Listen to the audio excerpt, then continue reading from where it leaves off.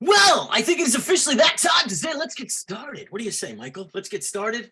Let me just do that. Got it. This meeting is being recorded. Welcome, everyone. Let's go over a little bit of housekeeping here to start with.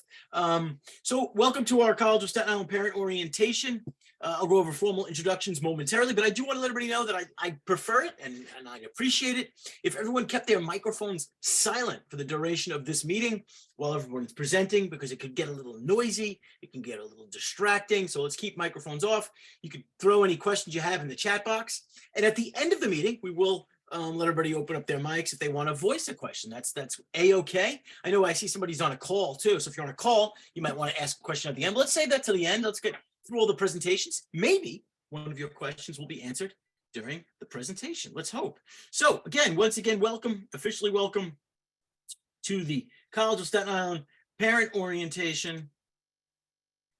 So who do we have here today? We have a couple of different people and they'll be presenting in a little while, but let's just say hello to them. We have Dina Grant-Patelli from the Center for Advising and Academic Success. Hi, Dina. You on? We have from the Office of Student Financial Aid, Michael Adamo. Hi, Michael. Good afternoon, everybody. We have from Dolphin Cove Student Housing, Dana Garassi. Hi, Dana. Hi. From the Office of Recruitment and Admissions and the Office of Financial Aid, we have Amy Friedman. Hi, Amy. Hello. You're also going to see somebody typing away in the chat box. That's not somebody who's giving you misinformation. That's somebody who's very informed. That is Director of the Office of Financial Aid. I don't have a slide up for her. Terry San Giorgio. Hi, Terry. Good afternoon, everyone. Welcome. So if you see some questions, some things being answered in there, those are good answers. I promise you good answers. And then there's me. I am Sean Walsh. I am officially the Assistant Director for Orientation at the College of Staten Island. But much like all the other people we just saw from, we're all alumnus of the College of Staten Island, right? Alumni of the College of Staten Island. So we love the College of Staten Island. We're very much involved in the College of Staten Island for many years. So we all love this place. We all love working here, and we're all here to support your students, support them through their time at the College of Staten Island. Like I always say at my regular orientation, right? All the people you're going to meet today, we get up every day, and our main goal, our main mission is to support your students. So that's what we're here for. So that is me. And you're going to see a bunch of us put our ID cards up. That's me back in the fall of 1992. He was a young man full of promise. Where's my friend who went to Petriti School? That picture was taken at the Petriti School. I usually get a gasp from the audience when I'm doing a presentation. I tell them I started at the old CSI campuses, right? I started at what's now the Petriti School. It was in the Sunnyside campus. So that picture was taken. I don't remember what building. I don't remember where, but somewhere in the Petriti School, that picture was taken of me in the fall of 1992. But really, officially, welcome you to our parent orientation. Welcome to the College of Staten Island. I think, you know, your students are going to get an incredible education at the College of Staten Island. They're now a Dolphin officially, and you, as their parents, are officially Dolphins too. We're all Dolphins together in this goal of having your students start at the College of Staten Island this fall, and in 4 years, May of 2027, our commencement is coming up next week. In 2027, having them walk across the Great Lawn and walk across that stage and earning their degree here at the College of Staten Island. So go Dolphins, and welcome to all of you. And I really appreciate all of you allowing us, giving us the privilege, the honor of educating your children, putting them in our care for the next few years and some of the most important times of their life. The College of Staten Island is the largest campus in New York City, public or private, 204 acres, Division II athletics. It really is just a wonderful institution and a gem here on Staten Island. We also have beautiful luxury apartment style housing. I know some of you here, especially obviously we met somebody from Colorado, will probably be living on our campus. So I'm going to turn it over real quick to my friend Dana, leasing coordinator there at Dolphin Cove Student Housing, who's going to tell you a little bit about the College of Staten Island. Dana, take it away. Hello, everyone. So I'm Dana. I am the leasing coordinator over at Dolphin Cove. So if you have applied to housing, you've probably gotten an email from me or will eventually get an email from me. I'm basically the first point of contact for any residential students. So I'm going to talk about how living on campus kind of works. We are located on the actual campus of CSI on the north side. So you couldn't get closer to CSI if you tried. Our Tagline is basically kick the commute. So why should you live on campus? First and foremost, obviously, is the commute. If you're living here, you're not worrying about traveling on the bus, train. If you live super far, driving. So your closest your closest class could be right in our building, since we're located on the north side of campus. So you could walk to 3N within 1 minute. And if you want to go to the south side, it's about 10 minutes away, walking wise. Some people walk faster than others, but that's pretty much how it is. Go to the next one. So living on campus gives a lot of responsibility for the students, and accountability, community, networking, support, and post-college preparedness. So if you are living on campus, this is the first time you're probably living with people your own age, and living outside of your home. And that brings a lot of responsibility because it is your responsibility to go to class, your responsibility to clean your room, and a lot of accountability when it comes to your grades, because we're not going to be monitoring that. That's up to the students to do themselves. It does build a lot of community building since we are a very small residential facility. We have room for 440 students. So it's very tiny compared to the rest of CSI. We're about 2% of CSI. There's a lot of networking opportunities while living here because we have a lot of events going on. And if you're not commuting, you can go to a lot of clubs and organizations. And there's a lot of support as well. So if you're struggling, we can try to help as best as possible. Like I said, post-college preparedness is built into living on your own, cleaning, cooking, all of that good stuff. So the commute time, like I said, could be 2 minutes, it could be 10 minutes. It's very, very convenient to be here. You can also park on campus. So if you are a resident of Dauphin Cove and you have a car, it does not matter your grade level, you can park here.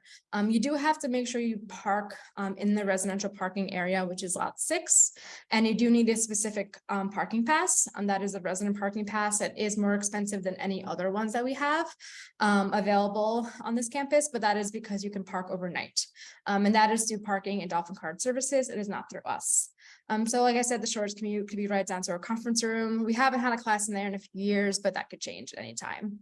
You can also join some study groups. I've seen it happen on certain floors of the buildings. You know, some students find each other in other classrooms and they kind of create groups to kind of study on their own. There's a lot of tutoring and academic support services on campus. We have free academic support and tutoring on campus at certain hours at day and the week. So if you are struggling, you can talk to your professor and go to a lot of advisors. And there's also high-speed wireless internet throughout the community. So we do have our own separate Wi-Fi available. That's not part of CSI. Like I said, you have the conference room right here, and then we have a computer lab. So the computer lab and conference room is only able to use for other residential students. If you're not a resident of Dauphin Cove, you do not have access to any of the amenities. So getting involved is super important in college in general, but especially here. The best way to make your time here worth it is to get involved and go to any event that we have. We have 7 to 8 events every single month. Our RAs will plan them for us, and they have a certain budget to do the events that they plan, and each month kind of has a theme. There's also a lot of campus clubs and organizations that meet typically during club hours on Tuesdays and Thursdays. And since you are, not worrying about that commute, you can join them and dedicate more time to them versus having to get on a bus and travel 2 to 3 hours, depending on where you're located. There's a lot of opportunities on campus for research, on campus employment in certain areas, work study and internships. And if they are located here, you're not worrying about, traveling back and forth. These 2 photos, the one on top is from Move In 2019, and the bottom is from one of our events that we've had. So on-site support staff, we are separate from CSI. We're not, we don't work for CSI, we work for a separate company, which means our staff is very small. We have 4 maintenance staff members. So if you place a work order in, it can get addressed between 24 to 48 hours, unless it's on the weekend. We don't have maintenance staff on the weekends, unless it's an emergency situation. We have 24/7 front desk staff. So if it's not our staff, it's the night security staff. And then we have 4 to 5 housing staff members. I am one of them. So we have a very small team. We also have an in-house financial aid specialist. Her name is Melissa. So once you apply to housing, you would get access to her, and she can kind of walk you through the process of, securing loans and any questions you have regarding financial aid for housing, because she's very well aware of how housing works and, the technicalities when it comes to applying for loans and stuff like that. We do have 2 live-in professional staff members that live on site, and we have 7 to 8 live-in professional staff members, which would be the RAs. They are students of CSI, and they would do work for us part-time. So applying for housing, if you are already applied to housing, that's great. If you have not, housing is first come, first serve. There is a separate application you do have to fill out in order to apply to housing. It is not included on your CUNY app. You can indicate it on the app, but we're not going to see that since we are a separate company from the school. So you have to make sure you fill out your FAFSA and TAP applications if you are continuing with financial aid in order to do the application, because once you apply, you do have to do a cost calculator for us. So the cost calculator is a tool to use to see how much it could be out of pocket for you. It is an estimated amount, but that is required for all new students to complete. The application online on our website, csi.cuny.edu/housing, is $400. That is non-refundable, and it does not go towards your balance for housing, but is a damage deposit on your unit. So once you fill out the cost calculator, you will be sent a license agreement from me.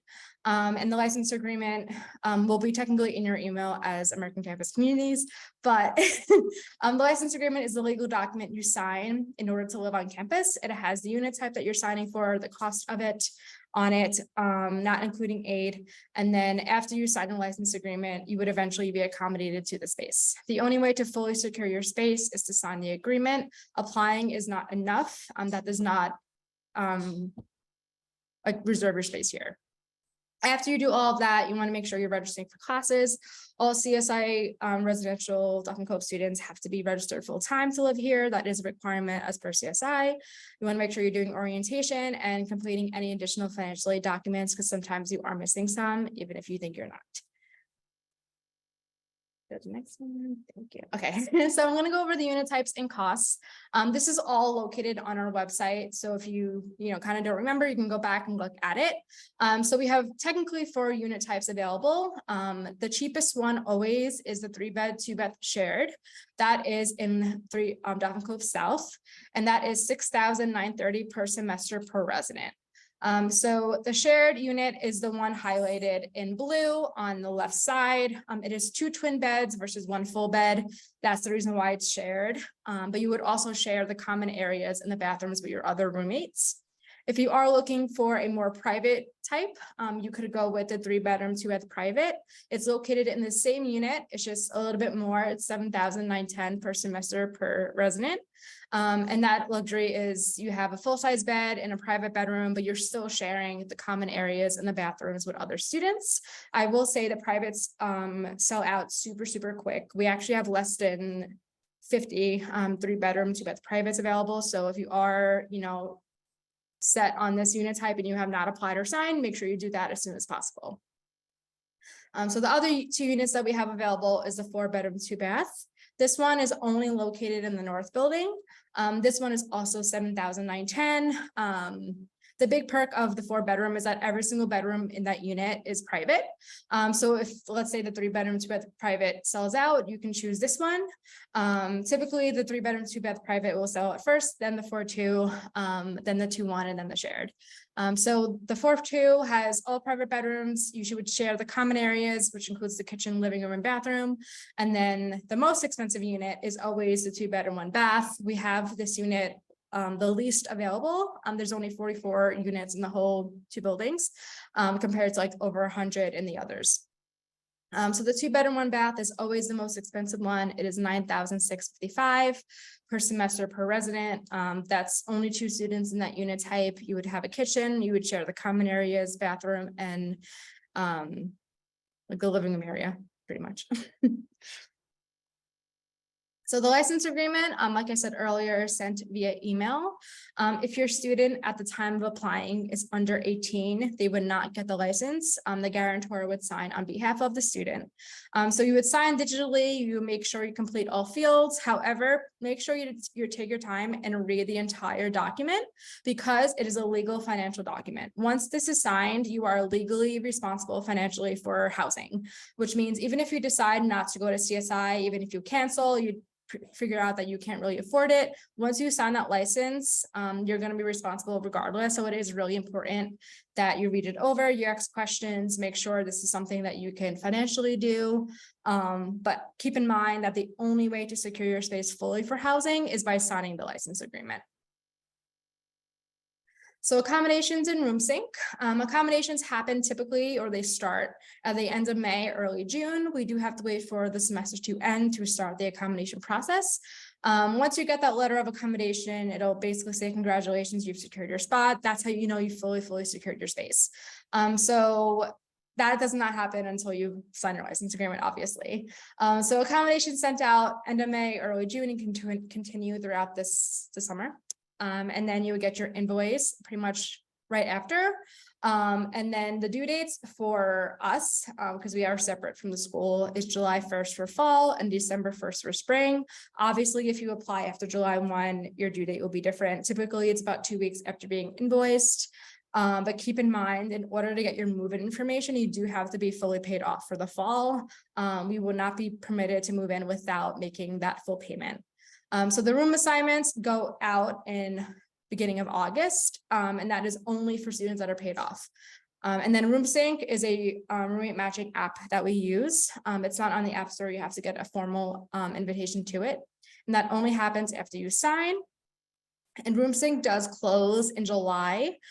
So if you want to, choose your roommate, look through it and stuff like that, make sure you do everything super early for housing, because you may think you have all this time, but I promise you don't. It moves pretty quickly. And then move in typically is right before classes begin, about 2 to 3 days before classes begin. So you want to make sure you're following us on Instagram, TikTok, and Facebook. Anytime we have a promo or something going on, we're going to be posting about it. So make sure you follow us just so you don't miss anything important that's going on. Like I said, we have the Q&A at the end of this. So if you have any questions, feel free to ask any. Thank you, Dana. Okay. Dana will be here in the call to answer questions at the end. All right, moving right along, let's move right on to transitioning to college.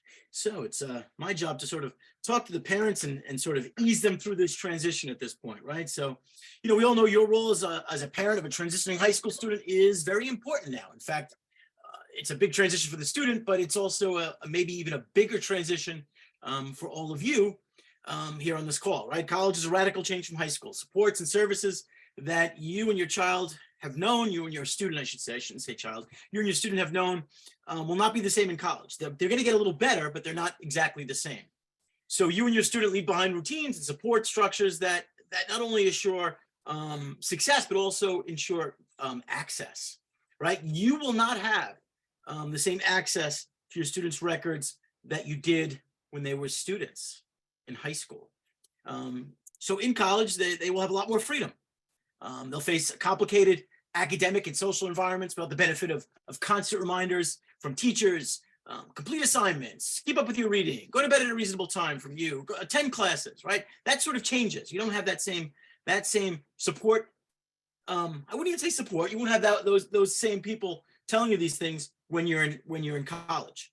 Your child now needs to rely on self-sufficiency and self-determination skills that hopefully you taught them. Parents go from an active role more to a mentor role. You as their chief advocate will transition to more of a mentor for your student. He or she, right? They are now at the helm of the driving force, navigating their goals. It's no longer you.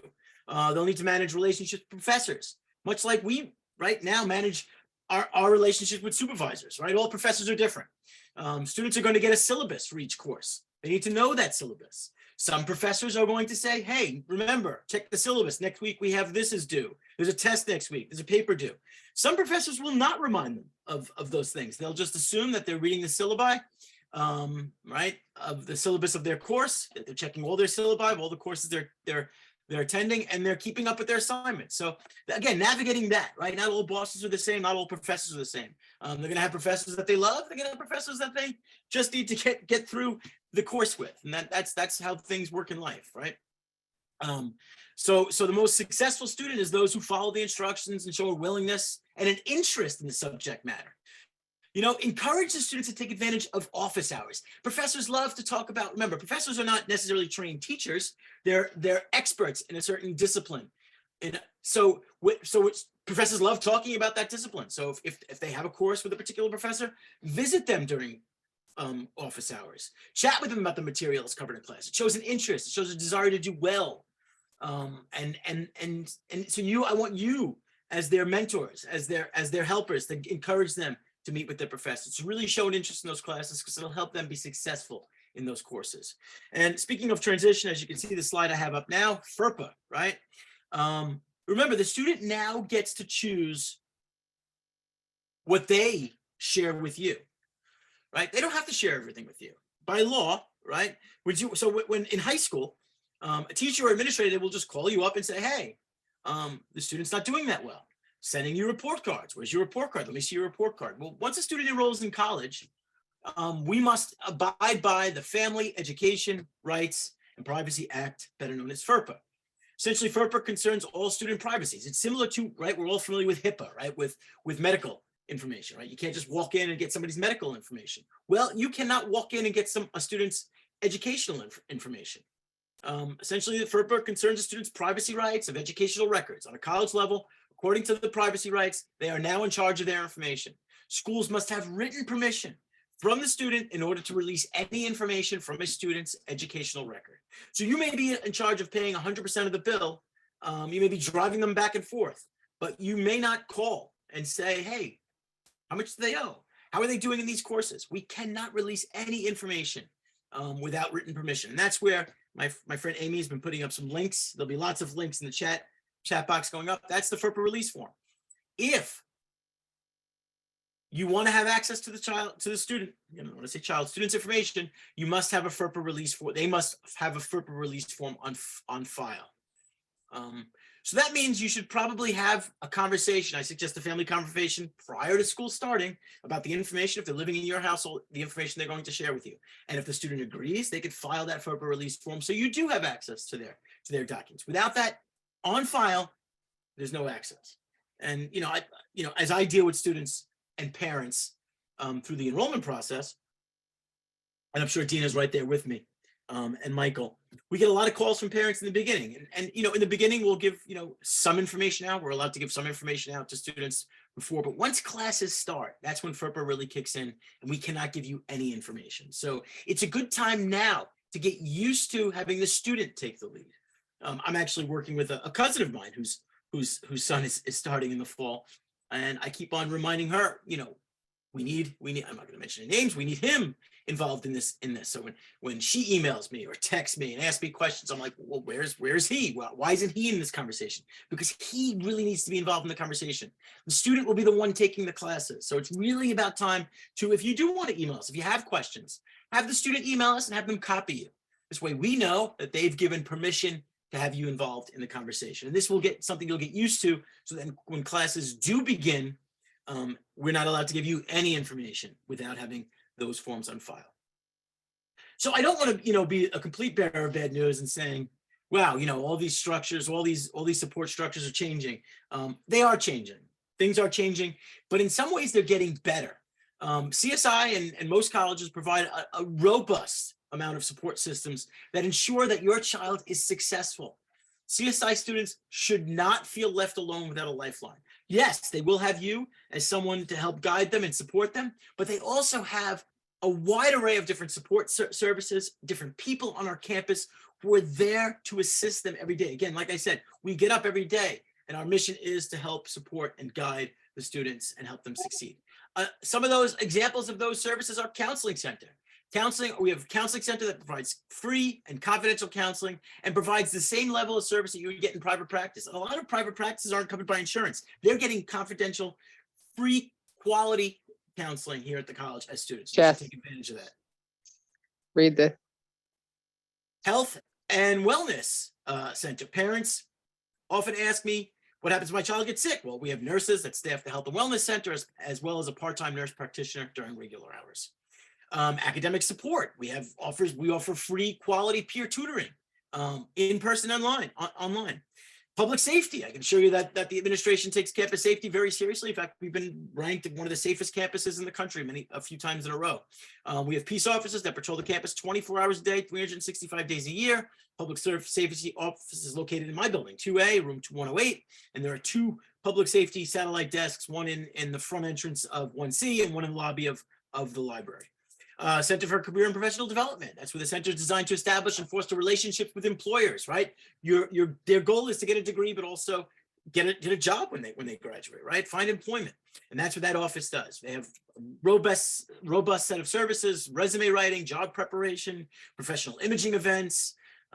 They organize recruiters to come on campus, networking events, interview coaching. They offer a ton of services that you should encourage them to visit and get involved in.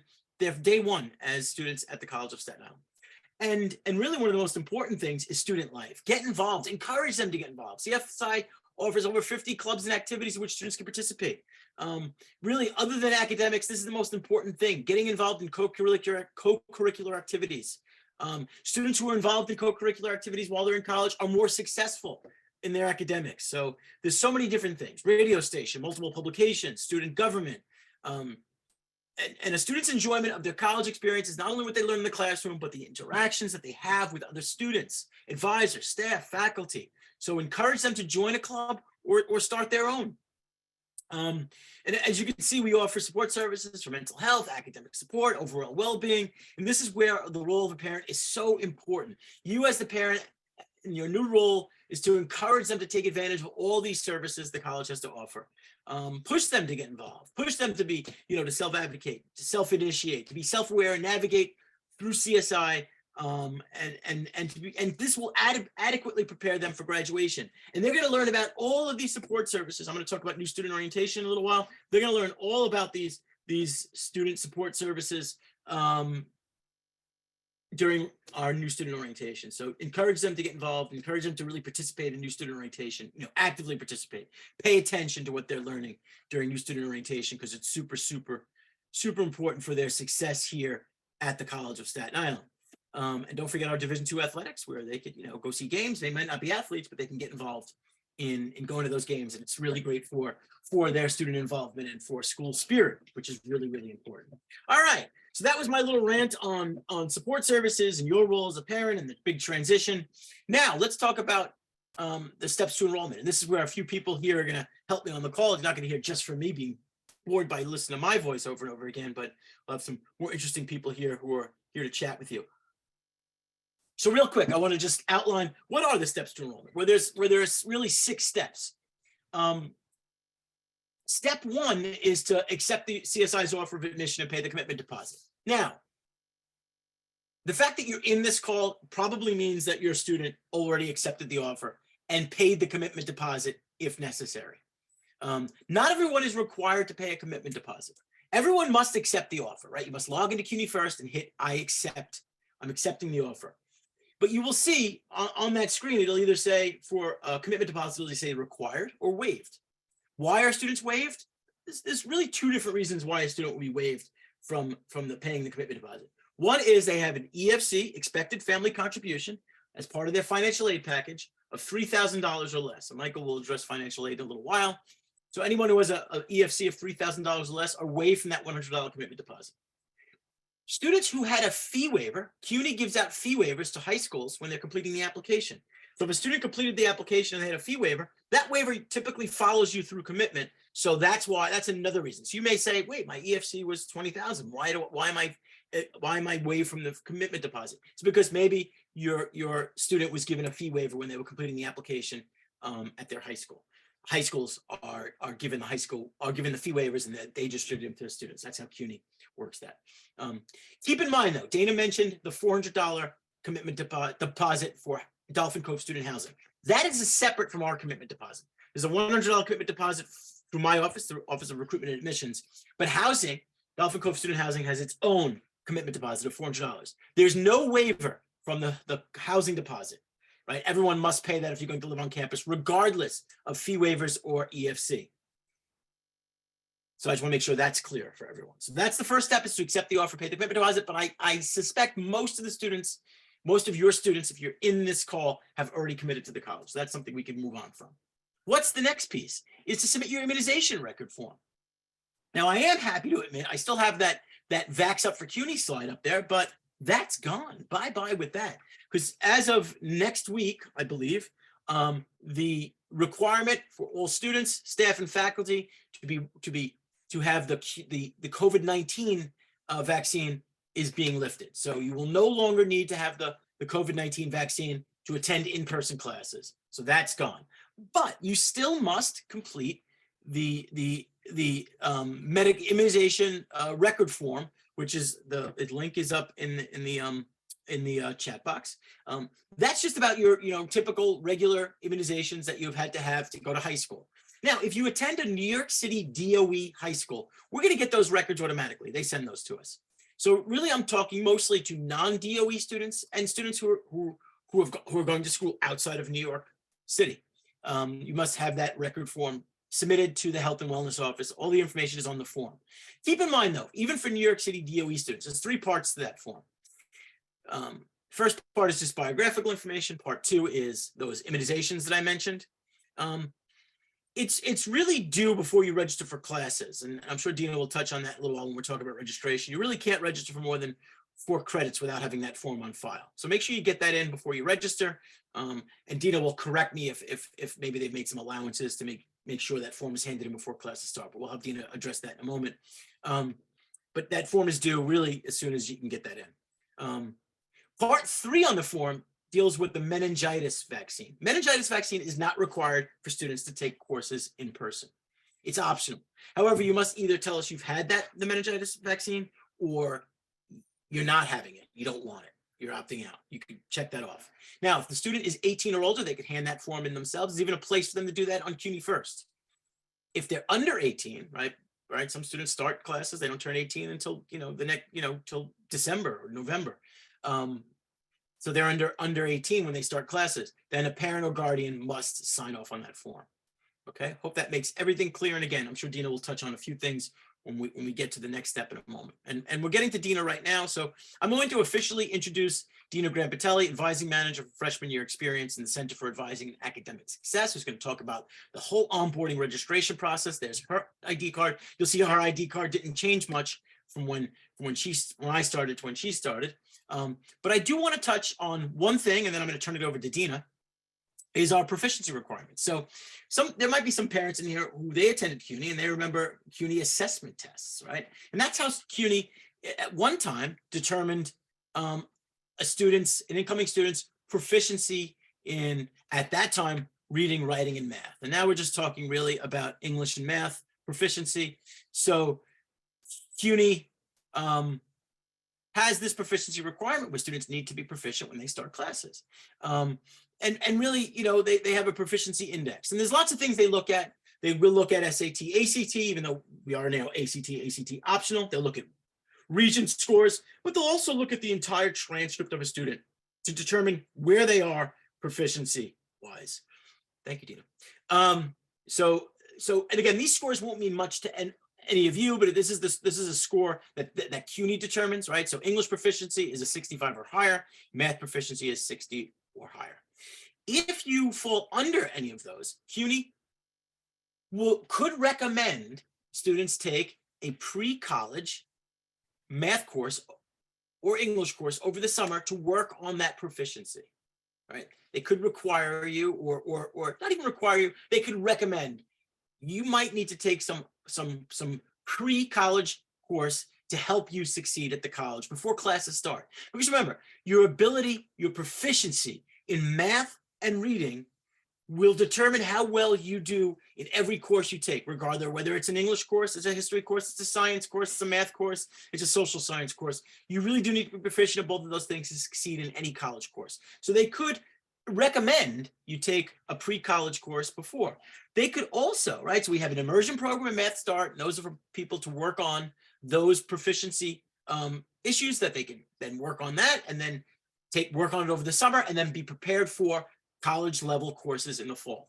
They could also, for students who are not proficient in both, severely not proficient in both reading and math, could require you to go to something like CUNYStart. CUNYStart is a full semester program. So a student like that would start CUNYStart in the fall and go through that program and then start college level courses in the spring.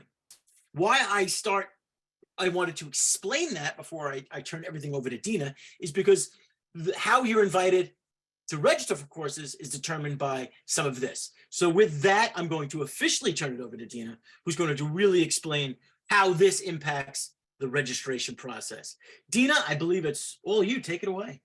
Thanks, Sean. You just go to the next slide. So before we start talking about the onboarding for new students, I just want to give you a little background of our department. We are the Center for Advising and Academic Success, we're known as CAS. We see the advisement of all incoming students to the college. We also advise all undeclared students and all students coded in an associate's degree program. We advise students that are declared up until they reach 45 credits. Once they reach their 45th credit, we then move those students out to their department. So for example, if you come in as a sociology major, you will stay with us until your 45th credit. At that point, then we sign you over to a faculty advisor who's responsible to complete the rest of the degree requirements. Now, there are some programs on campus that have what we call an embedded advisor or a professional advisor housed in the department. So students that are going for business, economics, psychology, education, which is our SLS major, science, letters, and society, mathematics, engineering, and computer science. So if your child is going for any of those majors, once they complete onboarding with us, they are assigned directly to those areas. Also, students that are going through any kind of special programs such as ASAP, SEEK, Macaulay Honors, Verrazano, those programs also have professional advisors that will take over post onboarding. We aren't here just to simply tell your child which courses to take. We really are here to help them navigate the process. We want to really teach them the degree requirements, why they need to take certain courses, and basically how to get out within the 4 years.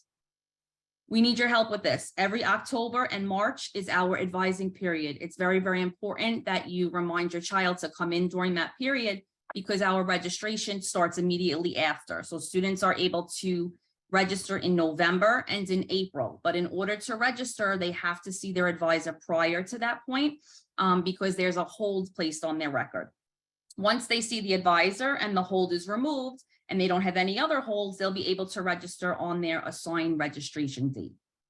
We're located in building 1A, room 101. We're also online. If you have a quick question, you can come and drop in our Blackboard room.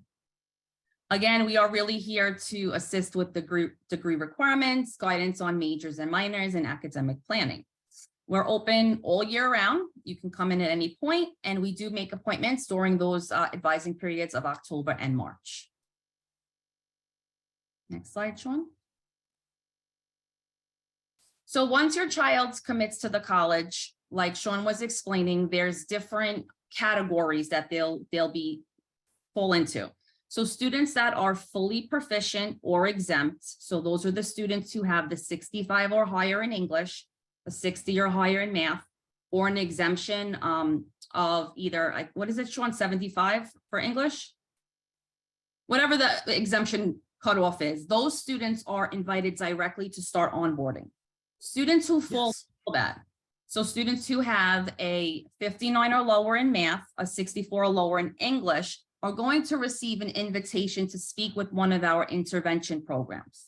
We really, really encourage students to participate in these programs. Students who have a 49 or below in mathematics really should take advantage of our program. The cutoff for high fail would be considered anything over 59, anything between 50 and 59.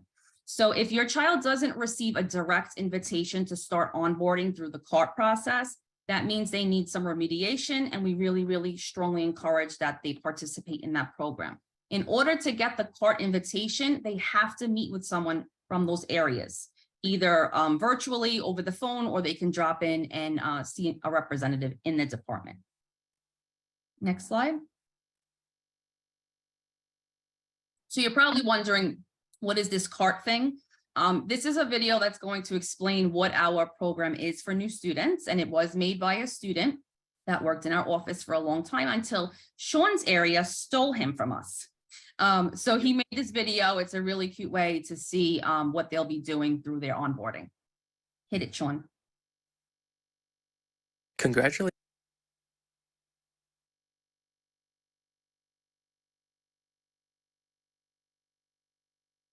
Congratulations on being accepted into the College of Staten Island, and welcome to your first step in your college career. Those students committed to CSI received a letter inviting them to virtual CART via Blackboard.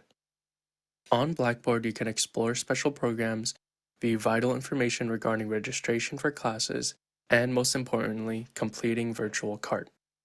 Virtual CART consists of 3 modules: an information technology workshop, an advisement and registration workshop, and the various ways of paying for college.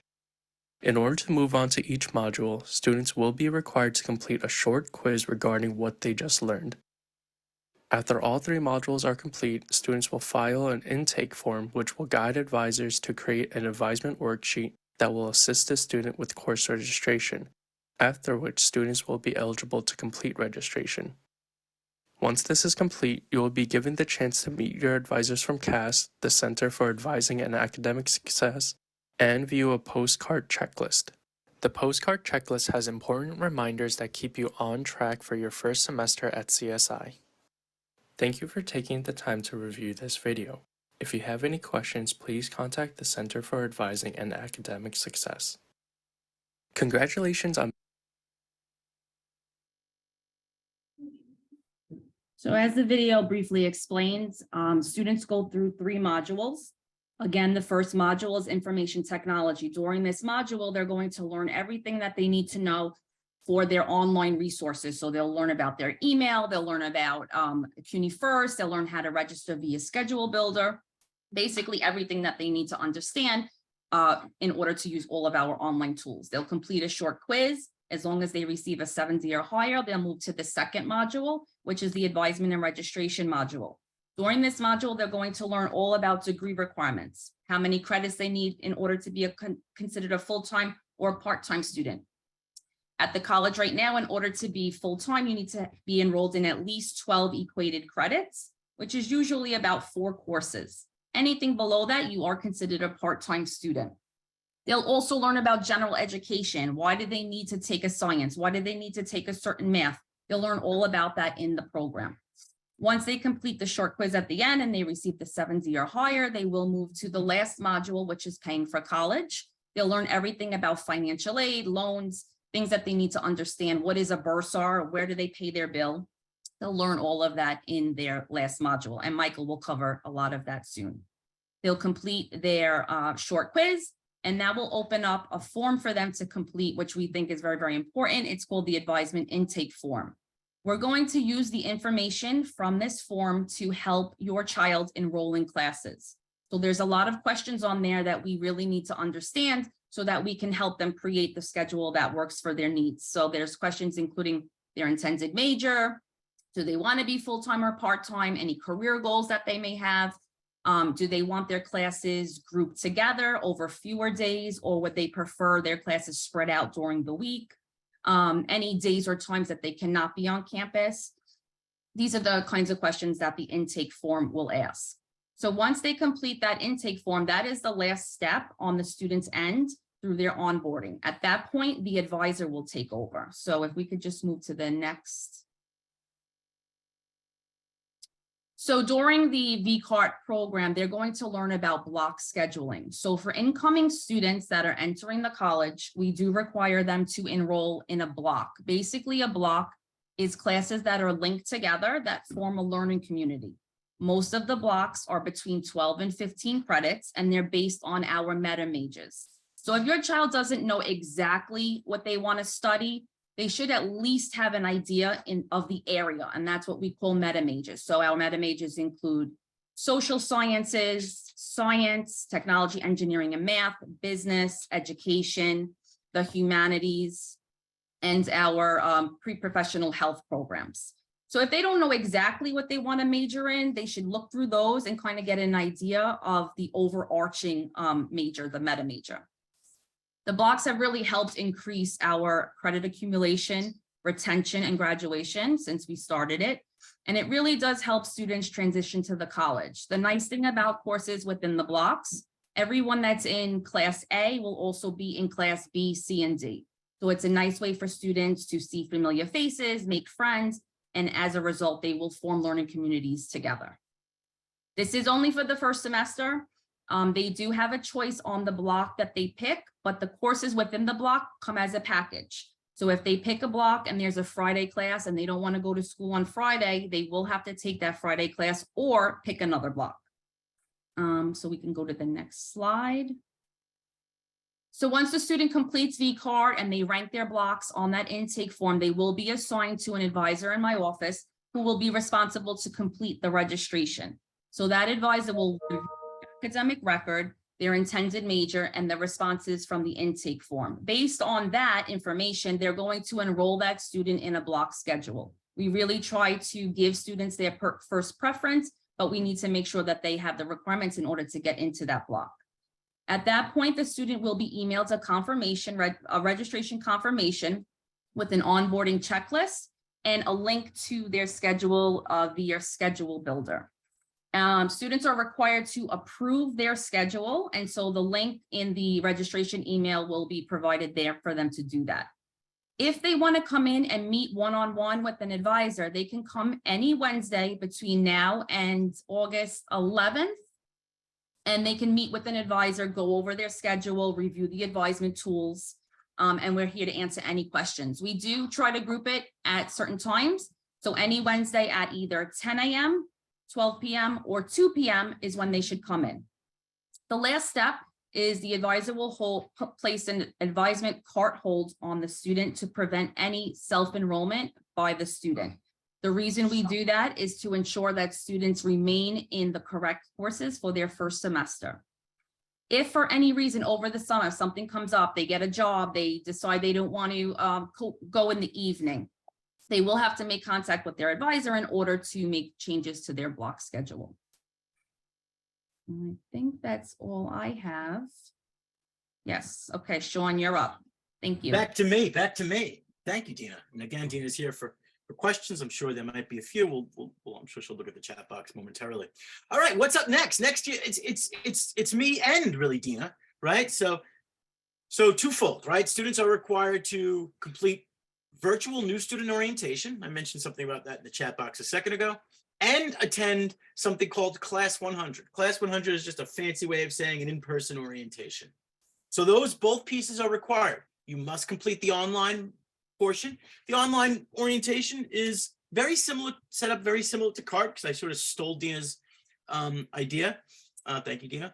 And so it's a course you're going to take in Blackboard. It's a couple of different chapters. Each chapter has a quiz. It's mostly just watching videos that teach you about the services, sort of some of the things I touched on in my opening piece here, but a deeper dive into all those services that are offered for students that help them succeed here at the college. They're going to watch some videos on YouTube. They're going to take a quiz. As long as they get usually a 70 or a 75 or higher on each quiz, the next chapter will open up and they learn about more great things here at the college. They must complete that virtual new student orientation.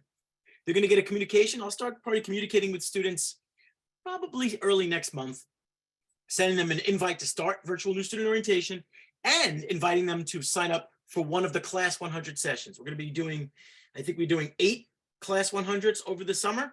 Either be a morning session or an afternoon session. They'll get to choose which session they want to come to, but they'll come. It's in person. We're gonna definitely talk about some of the things they're learning in virtual new student orientation, and we're going to talk about some other things that we don't necessarily talk about in virtual new student orientation. But both pieces are mandatory. They must complete them, and it's not like we're making this mandatory to be annoying, to hassle them. It's to give them the tools they need to succeed here at the college. So it's really, really important. Students who go to new student orientation or participate in new student orientation, they perform better in college, right? retention, right? We retain those students much better. So make sure that you're encouraging them to complete both pieces of virtual new student orientation and class 100. And we'll play a little video, I'll play a little game show. I like to fancy myself a game show host. So I'll fake like I'm a game show host for 8 times over the summer. We'll play some fun games. We'll have some fun and they'll meet people. And that's most important. They're going to meet some people that are coming in with them. They're going to meet some of my new student mentors who they could use as a resource, who they can, chat with throughout the first year of that they're in at the college. And those are students, current students who have been where they are and can guide them and help them through their time at CSI. So definitely encourage them to complete both those pieces. The College of Staten Island CUNY is extremely affordable. And I'm going to bring somebody on right now who's going to tell you about how really affordable the college is and how to pay for it. Look at the ID changed a little bit different than when Dina and I were students. Let's bring on Enrollment Services Coordinator in the Office of Financial Aid, Mr. Michael Adamo. Michael, welcome. Welcome, Sean. Thank you. So as Sean said, my name is Michael Adamo. I am the Enrollment Services Coordinator here at the College of Staten Island. So what we're going to do is go over the financial aid process and essentially how you can pay for your students' tuition balance. So first thing is, what is financial aid? So on the next slide, financial aid is essentially a funding that is provided to students and families to help pay for education expenses. It can be based upon the need or non-need based, which we'll go into in a little while. And financial aid can come from several sources, such as state, federal, or private sources.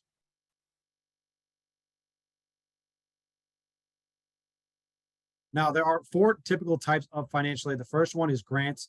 This is what you get from completing the FAFSA and TAP application. By completing the FAFSA, you receive what is called a federal Pell Grant. And by completing the TAP application, you do receive a TAP award. Grants are not need to be repaid back. So whatever the student is entitled to receive is what they would be eligible for, as long as they are in good academic standing for that academic year and academic semester. What has to be paid back, though, are what is called a student loan. There are 2 types of loans that the student can apply for, which we'll go into later. But this is essentially money borrowed while the student's in college that would have to be repaid back once they either graduate or drop below 6 credits. Scholarships typically are no repayment needed, and this is typically based upon merit. And there is employment opportunities, which is the federal work-study program. The only difference is, though, with the federal work-study program, this does not go directly towards the student's tuition balance. They would essentially work hours at an either on or off-campus position and would receive payment based upon the hours they did work. Now, in order to receive any type of financial aid, the first thing that the student would have to complete is called the FAFSA, or Free Application for Federal Student Aid, which determines their eligibility for any Title IV aid, which is your Pell and student loans. When you are applying for the FAFSA, you are going to complete the 2023-2024 application for this upcoming fall 2023 semester. You would be using your students' 2021 tax information if you file taxes, and you complete this at studentaid.gov. Now, the important thing to note is, although it is asking for your 2021 tax information, if there was a decrease in the household income between 2021 and now, although you'd still report the 2021 tax information, you would be able to reach out to the financial aid office to apply what is called an income adjustment, which would reflect your income more accurately as to what it is now, not what it was in 2021. When you are completing the application, if you have not done so already, please use our federal school code, which is 002698. And for the TAP application, you would use our school code, which is 1417. Now, what we get from the FAFSA determines your Pell Grant, which is called the Expected Family Contribution, better known as the EFC. This is calculated by the Department of Education based upon how the application is completed.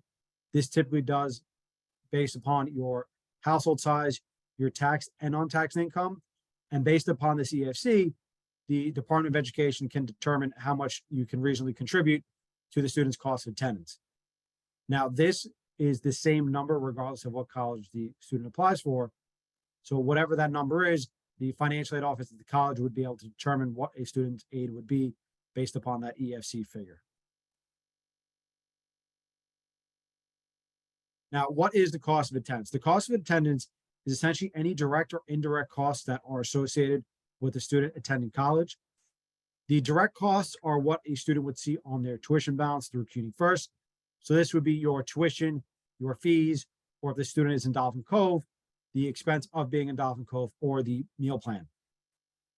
The indirect costs are any costs that a student would have to incur while attending college, but they would not see it on their CUNYFirst account.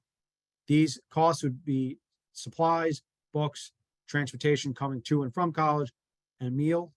And this figure determines your cost of attendance, which is the maximum aid a student can receive for the academic year or academic semester. Now, once you submit in the application, the college receives what is called the Institutional Student Information Report, which we see how you fill out the application. And based upon how you fill out the application is how we determine what the student would be eligible for. What we should be aware of as parents, and you can let your students know this, sometimes students do have to submit additional documentation into the college, and this would prevent any aid from being dispersed out to the student's account until all the documentation is processed. In a little while, I'll go through slides as to how and when you can see this information, but if a student has to submit any additional paperwork, this must be provided to the college before they would be able to receive any federal aid. Now, the federal aid, which is done through FAFSA, gives essentially students different types of grants. The first grant a student would be eligible for is that federal Pell Grant that I've been speaking about. The maximum award a student can receive is $7,395, which is $3,697.50 per semester. This is based upon them being a full-time student, which is at least 12 credits. And that is if the EFC on the application is determined to be 0. A federal supplemental education opportunity grant, better known as SEOG, is determined based upon the financial need of the student and the funding that is available. A student must be registered for at least 6 credits to receive this. And if you are deemed eligible and submitted before the priority deadline, then you could see this on the student's financial aid award letter. As I was saying before, for federal work study, you would have to be registered for at least 6 credits to receive this. And it is based upon funding available as well, based upon the need on the application. So if a student does have this on their CUNYFirst account, you would have to go in it and accept this award because the federal work study grant is the only award that is not accepted for the student. So if a student is interested in working on campus and has that award, please have them accept it through a CUNYFirst account as soon as they can. Now, the federal direct loan program would be for students who need the loan or additional funding to help cover their tuition balance or balance for Dolphin Cove. There are 2 types of loans that the student can apply for. That would be the subsidized and unsubsidized loan. The subsidized loan is need-based and is limited to academic pursuit. This is the loan that does not accrue interest while the student is in college, as long as they are registered for at least 6 credits. The other loan, which is the unsubsidized loan, is the loan that a student receives that accrues interest the day that is dispersed out to them. What the student would have to do to secure this loan would be to complete a FAFSA, complete what is called the entrance counseling and master promissory note, which can be done on studentaid.gov. And then they would have to complete the actual loan application through our CSI website, which is csi.cuny.edu/FINAID, and sign into the loan application using their student login information, which Dina was talking about, which they would receive through vCard, or they can complete the direct loan processing form through their CUNYFirst account. The type of loan that a parent can receive to help the student's tuition balance or balance for Dolphin Cove would be a plus loan. So this is a loan that the parent would take out in their name that would help cover the education expenses for their student. If you wish to apply for the plus loan, it is found on our CSI Financial Aid website, or you can inquire with the financial aid office, and we would be able to provide that to you. The parent would have to complete the parent plus loan master promissory note and then submit an application for us to process that. Now, for anyone who is considered a freshman, which is anyone between 0 and 29.9 credits, the maximum amount a dependent student can receive is up to $5,500, which $3,500 of that can be the subsidized loan, which that is the loan that does not accrue interest while the student is in college. The remaining amount would be unsubsidized, and if the student is an independent student, it would be eligible for up to $9,500 for the academic year, So if a student were to receive a loan, they'll receive half the amount for the fall and half the amount for the spring. So if it is a dependent student who applies to the maximum amount, they would receive $2,750 for the fall and then $2,750 for the spring. Now, I'm also been talking about federal aid, but now we will go into the New York State aid. And from completing the TAP application, a student would be eligible for New York State aid grants. And it is important that a student completes this because if they need to apply for the Excelsior scholarship, which we'll go into a little while later, this must be completed firstly. In order to receive a TAP award, you would have to be a New York State resident for at least the full calendar year. You'd have to be full-time, so that is important in regards to registration for courses. You would have to be taking 12 credits towards a degree. And as you can see here, the maximum TAP award can be $5,665, which is accompanied by a CUNY TAP waiver. Now, if for whatever reason the student does not want to be full-time and say they register for 3 classes or 4 credits each, that would be 12. But if they want to be registered for, say, 8 credits, they can receive a part-time TAP award. There's no separate application for that. You just complete the normal TAP application. As long as you register for the classes towards a degree, the financial aid office will be able to determine their eligibility for that. Now, some state scholarships that are available is the Excelsior Scholarship, which, as you can see in the chat, is available starting this upcoming Tuesday. As I said before, you would have to complete a FAFSA and TAP application before you can be deemed eligible for that, since that is a last dollar tuition aid award. That is if the family income is less than $125,000 for the 2021 tax year. And in order to receive that, the student would have to be registered for at least 12 credits towards their degree per semester and complete 30 credits each academic year so they can graduate within the 4 years. If you have any questions about any other scholarships that are available through HESC, you can visit their website, which is hesc.ny.gov, to see what eligibility requirements and additional questions and answers may be there.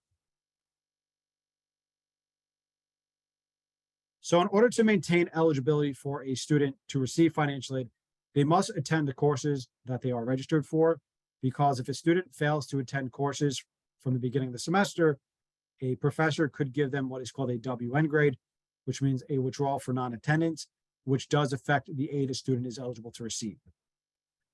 If a student were to withdraw from a course for whatever reason, we highly encourage they reach out to the financial aid office before dropping the class, so we can determine how dropping the course can impact their eligibility for either that semester or any future semester. In order to receive financial aid in future semesters, a student must meet what is called satisfactory academic progress guidelines, which means a student would have to complete a certain amount of credits, 2 credits attempted, as well as they would have to have a 2.0 GPA. If you want to know more about what the specific guidelines are, it is available on our financial aid website, which in the chat is listed there. So if you want to look and see what the specifics are, you will be able to see that on our website. Now, students are notified via email regarding their estimated financial aid offer. For any incoming freshmen, we also do mail out a financial aid award letter, which your student may have received, that essentially gives a breakdown of how much aid you would be eligible for if you are entitled to receive any aid. Any documentation that the student may have to submit also gets sent to their preferred email until they claim their CUNYFirst account and receive a CSI email. Once they claim their CSI email, any additional email will be sent there. You can also view this by checking the outstanding task and holds tile, which is located in the Student Center on the student's CUNYFirst account, as well as the student can see what their cost of attendance is, what financial aid awards they have, what dates the aid will disperse out to them, to accept or decline financial aid work-study awards. These can all be found on the financial aid tile in the student's CUNYFirst account. Now, as I was saying before, this is how you can see if a student does have to submit additional documentation. So this is a student's Student Center page through CUNYFirst. So if you were to click on the tasks and holds tile, once that is clicked on, it does tell you if you have to verify the student's FAFSA. Now, it is important to note, if a student is attending CSI, they would only have to worry about verifying their FAFSA for CSI. So if they apply for, say, Baruch, BMCC, Brooklyn College, and CSI, If they are attending CSI, they would only have to verify their FAFSA at the college. So once you click on the tasks itself, you would see something that either says verify my FAFSA or continue to student forms. So once the student would click on that, make sure they are using Google Chrome and make sure they allow pop-ups, because if you don't, it could prevent you from getting to this page. Once you click on that, it does tell you you have to set up a two-step authentication setup, which the student would either be able to use their email or phone number. And if you can see on the next slide, the student would essentially type in what they prefer, whether it be the mobile phone number or email. But if they do this, make sure they are typing in the correct phone number or the correct email, because if there's a typo, you would have to reach out to the financial aid office so we can make the update on our end. The other thing that is important is if you do choose email, make sure you check your junk or spam inboxes, because that's where the email can go. That gives you the verification code to continue. So once you type in the phone or email, it does bring you to this page where you have to confirm the student's information. So it's just basic information where you have to put your first name, last name, date of birth, social, and the preferred email for the student. And once this page is completed, it does bring them to the actual checklist that needs to be completed. So as you can see here, this student had to submit in verification paperwork. So you would click on that area. It would tell you what documentation would be uploaded. And once everything is submitted, it does get sent to our office so we can review the paperwork, make any adjustments if needed. And then once this is completed, if there is an update on the student's financial aid, they would receive an updated award letter. The documentation process on our end, essentially it is so we can update any information that the Department of Education is questioning. And once we do it, it typically takes about 2 to 3 weeks for the entire process to be completed. And you want to submit this in as early as possible, because if the student is registering for courses now, the tuition balance for the fall 2023 semester is due on July 14th. So you'd want to make sure you complete it prior to that date. Now, if you have any questions, concerns, or problems along the way, you can reach out to the financial aid office, again, on our website. You can give us a call at 718-982-2030. We are available Monday through Friday from 9 a.m. to 5 p.m. If you call us on either an off hour or when we're not working, please leave a voicemail and we will have a representative reach out to you as soon as we can. You can also send us an email at financialaid@csi.cuny.edu. Similarly, typically we respond from Monday through Friday from 9 a.m. to 5 p.m. But if you send us an email overnight, we will get back to you the next morning.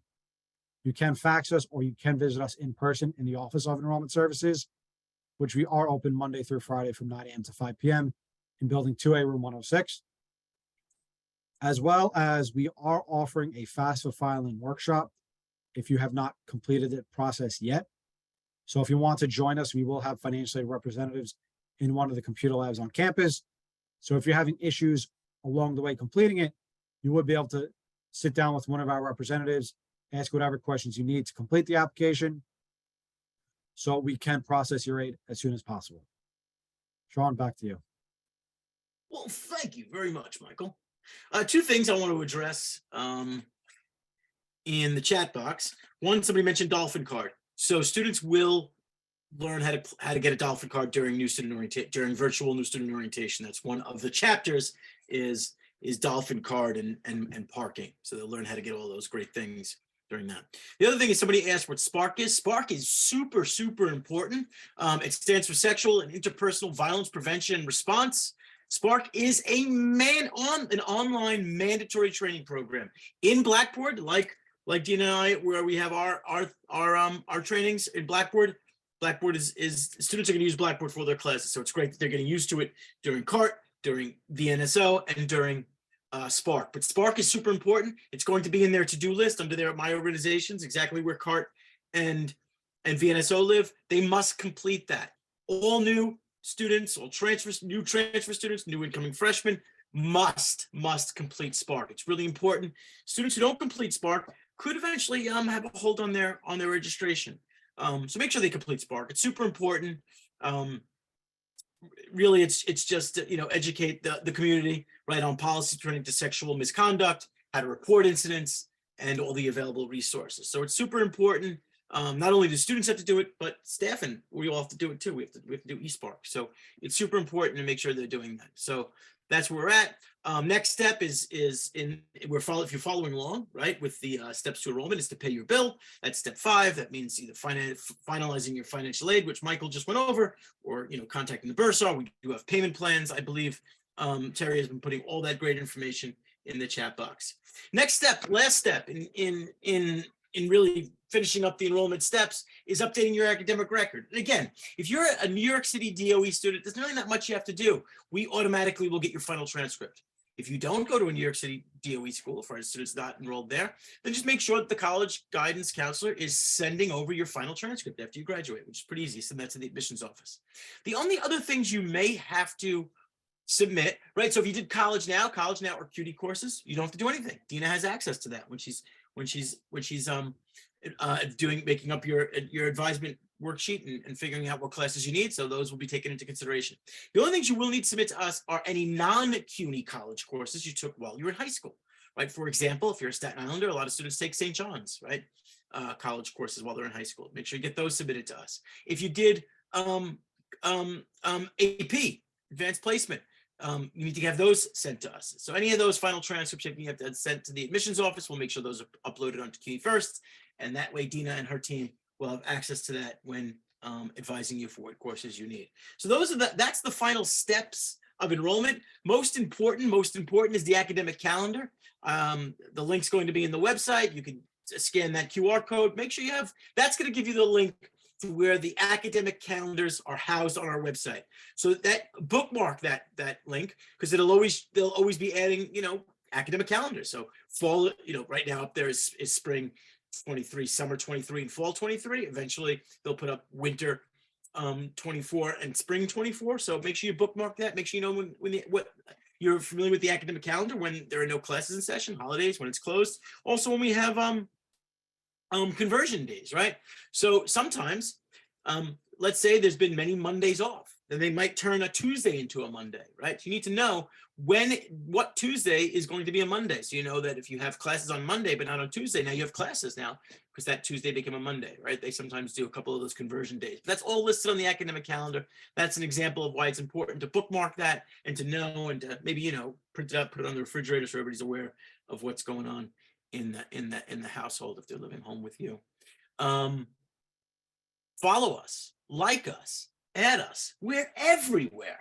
We're on Facebook, Instagram, Twitter. We also have a great TikTok that the students manage in my office. Also, we have the CSI Class of 2027 Facebook group. Now, this is not for any of the parents here. That's a closed group, and that's only for students. I've had many parents try to join that group, and unfortunately, we decline them. So don't try to join that group. Encourage your student to join that group. That's a closed group for students only. They've all gotten an invite to that. If they didn't get the invite, there's the link in the chat box. Thank you, Amy. So great, puts them in quick. So share that link with the student. Make sure they join that group. It's a great place to share information where they can meet people. I'm sorry, my Apple Watch is talking to me. So make sure they join that Facebook group. It's really important. But that's not for you, parents. That's not for you. That's for the students. You could add definitely CSI Today, which is a place where you could subscribe and you can find out about things that are going on at the college. You can find out about great, things that the faculty are doing, right? What research are they involved in? What events? What book did they publish? So sign up for CSI Today. I believe that link is there. If not, just go to our website, find CSI Today, and you will find that. And again, we put up a lot of links. Anybody who wants to have access to these links, definitely reach out to me or respond to the Zoom that comes to me. I can send you any link that you might have missed. I'll also I think this was a pretty good session, all of you, right? I think this might be the one that's posted soon on YouTube. I think we did a pretty good job here today. Our first session last week, thank God you all came to this one. Last week, we were a little rusty. We were a little rusty on the parent orientation. I've done one in a while. We had some technical difficulties. This one has been smooth sailing. So maybe this is the one we'll post. I'm going to post this on our YouTube channel. There's the YouTube channel. Subscribe to my YouTube channel. I got some good stuff up there. So, and I'll definitely add a parent orientation that you can see last year's parent orientation, the year before. They're all on there. I've posted them. And maybe if you have nothing much to do, you could watch last year's and the year before and this year and see how we've done better, how we've I've lost a few pounds. Maybe you'll see that I've lost a couple of little weight from last year. But definitely subscribe to the YouTube channel. I'll be posting one of these parent orientations up there if you want to have some of that information, and I'll post the links typically in the information for that. So that's all we have.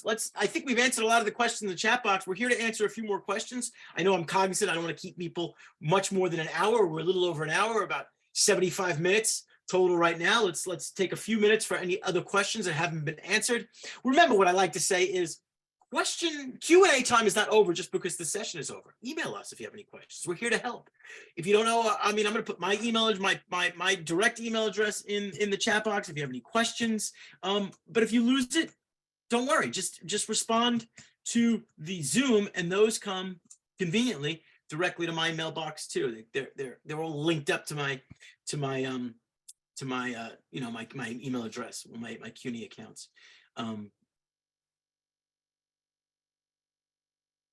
Well, yeah, you're always welcome to email me to see what the students. Make sure, again, if this is a parent I'm talking to right now, make sure the student emails me and copies you.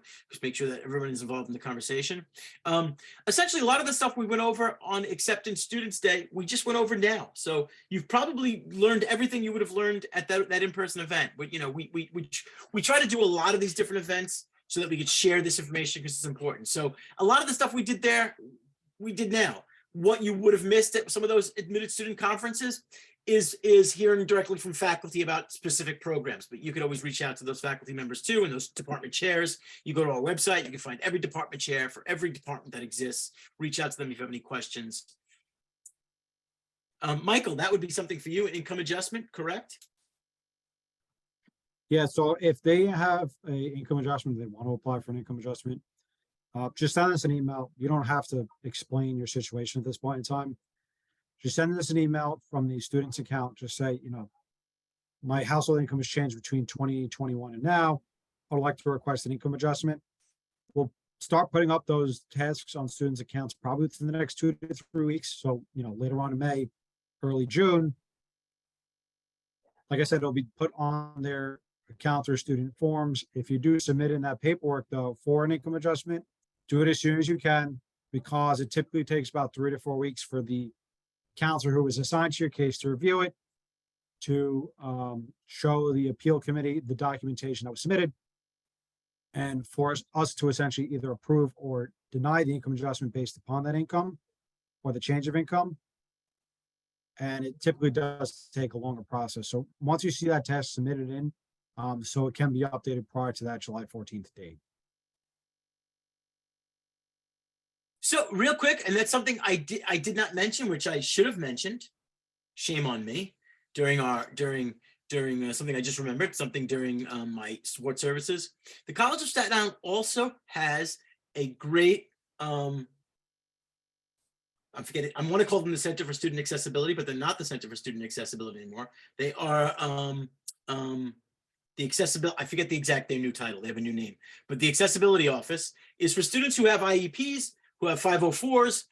So the college does offer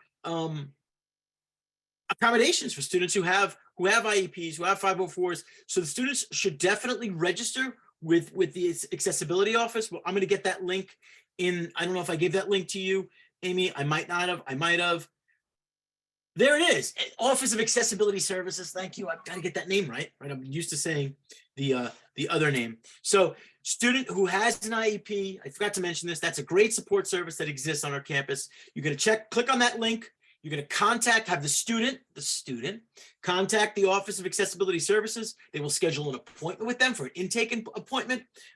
They will need to bring an updated, all the stuff is listed on the website, what they need, but will need an updated IEP or medical documentation. And they would make an appointment with one of their counselors. And what's great is they'll not only have a counselor, an academic counselor with Dina, they'll have a counselor in the Office of Accessibility Services. So they'll have a couple of different, again, that additional support service that they will need. So make sure if this applies to any of you in this space, any of the students in this space, IEP 504, contact the Office of Accessibility Services, make an appointment with them, and they will assist you with any of those accommodations. Remember though, it's different from when you're in high school, right? You have to self-identify, even with the professor. Even if you register with the center, you must self-identify. It's not, much like I mentioned, the DOE will send us their medical records. The DOE is not allowed to send us their IEP. So you must present that to the Office of Accessibility Services yourself. That's not something the DOE is legally allowed to send over when you start. That's the department, New York City Department of Education. Where are we at? Do students apply, register for classes by completing the steps that you talked about a while ago? That's how they do it, right, Tina? Yeah, so I just put it in the chat, just a basic overview. Once they complete the 3 modules and the intake form, they are then assigned to an advisor in CAS who will then be responsible to take over and complete their registration. The student will be sent a registration confirmation, which has a link to their schedule and also will approve the schedule at the end of their onboarding period. We want to make sure students approve their schedule before classes begin. The first day of classes is August 25th, which is a Friday. If your child does not have classes on Friday, they will not start until the next class. So if they have classes on Saturday, they will actually be starting on Saturday. If they don't have classes until Monday, they don't go to class until Monday. Just want to clear that up because we always have a student wandering around looking for their classes when they don't have class on that day. Any other questions? That's why the academic calendar is so important.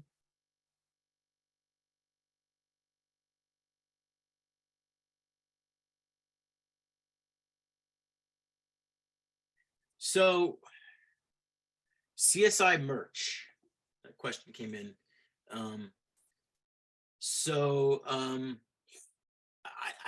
We did give out some t-shirts at one of the admitted student conferences. I do have a few left in certain sizes. So if you want to reach out to me by email, I might be able to get you a t-shirt. Other than that, we have an online store that you could order tons of merchandise from. We could try to find that. I'll try to find that link, but reach out to me. The question, I might have that size t-shirt for you.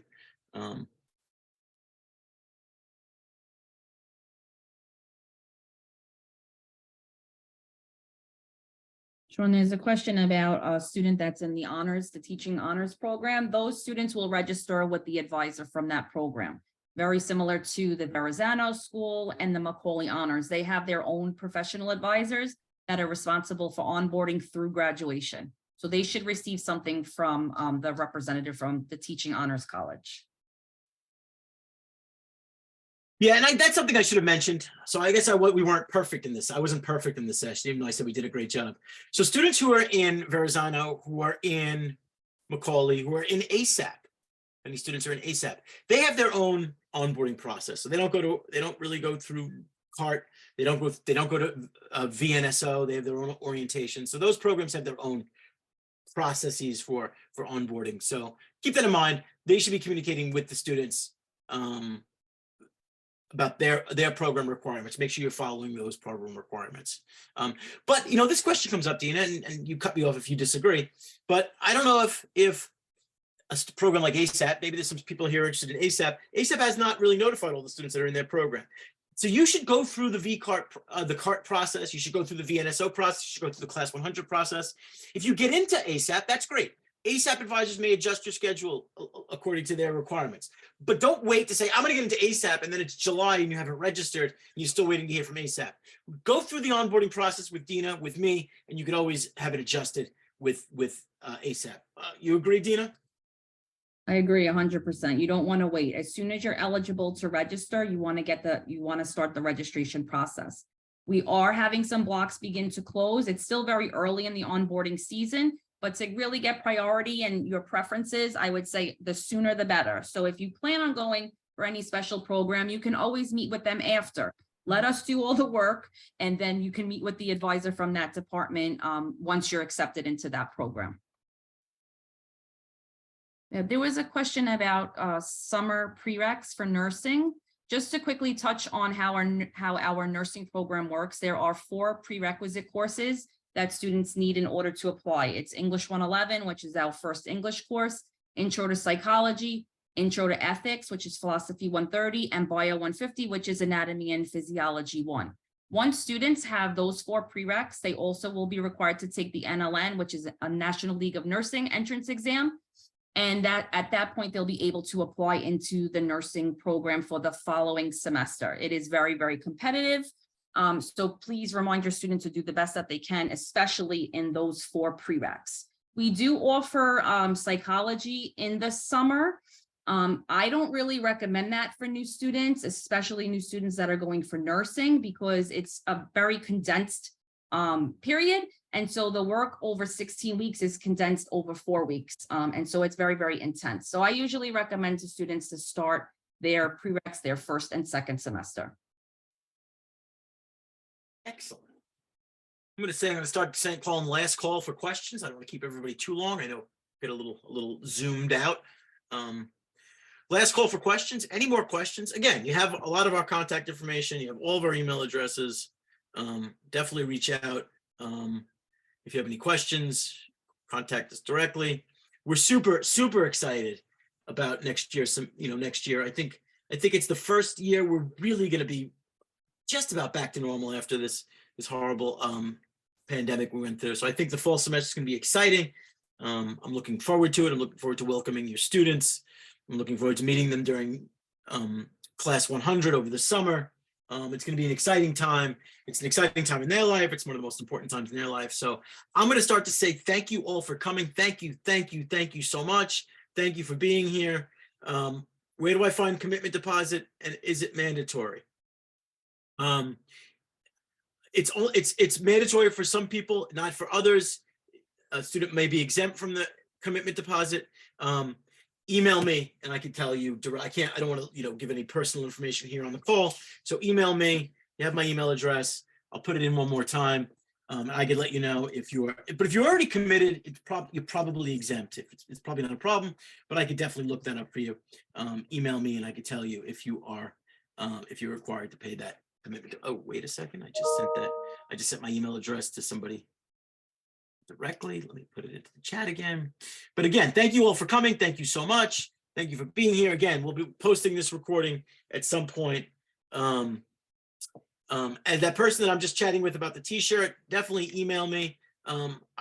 It is possible. I fear it will not get there in time is what my fear is, but I could definitely work on getting something out tomorrow. I just don't want to make any promises that it'll get there, but definitely why don't you email me at the conclusion of this and we'll figure something out. Thank you all for coming. Thank you so much. Thank you for being here. Thank you and welcome to the College of Staten Island. Fear the Fin. Go Dolphins. Thank you.